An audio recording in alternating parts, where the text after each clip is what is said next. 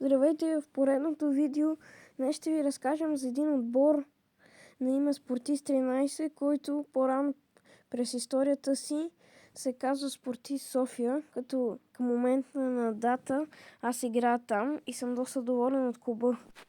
Като клубът просъществува през 1936 година, когато е основан, до 1946, като сините започват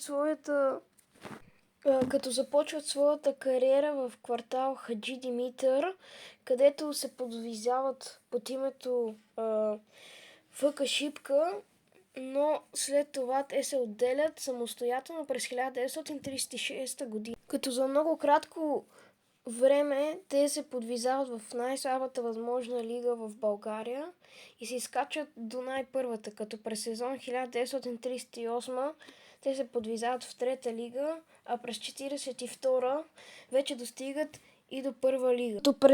Като през 1943 година достига до четвърт финал на Купата на България, но там бива отстранен от бъдещия шампион Славия. Но през 1945 година клубът стига до четвърт финал на Купата на страната, като там игра срещу Левски, като успяват да победят Синят Грант 2-1 с голове на Стефан Божков, който е легенда на ЦСКА, по-късно бива трансфериран точно там, като точно Стефан Божков отбелязва и двете попадения. Като по това време сините казват дори, че са сигурни, че са щяли да паднат от Спортист София.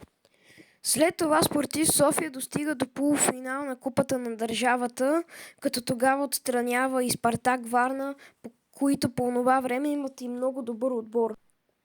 Като след това става и немислимото, Спортист София достига до финал на Купата на държавата, където първият матч игра срещу Локо София, където отпадат 3-1, като единствения голмайстор за Спортист София на финала е именно и Стефан Божков. Вторият матч завършва 1-1, като отново голмайстор е Стефан Божков.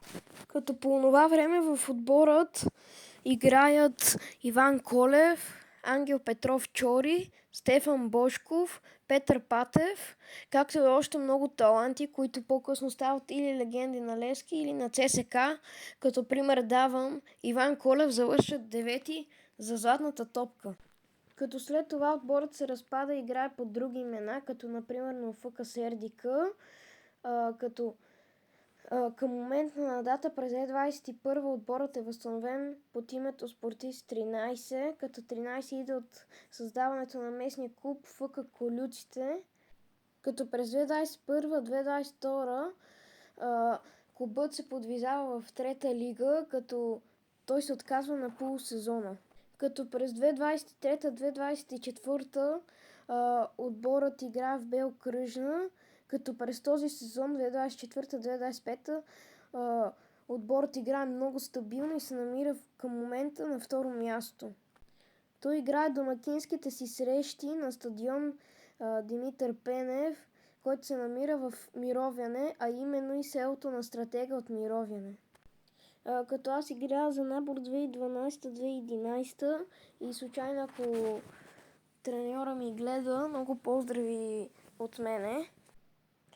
И да, това беше епизода. Ако ви е харесал, напишете ми и ще видя за бъдеще да правя още такива епизоди.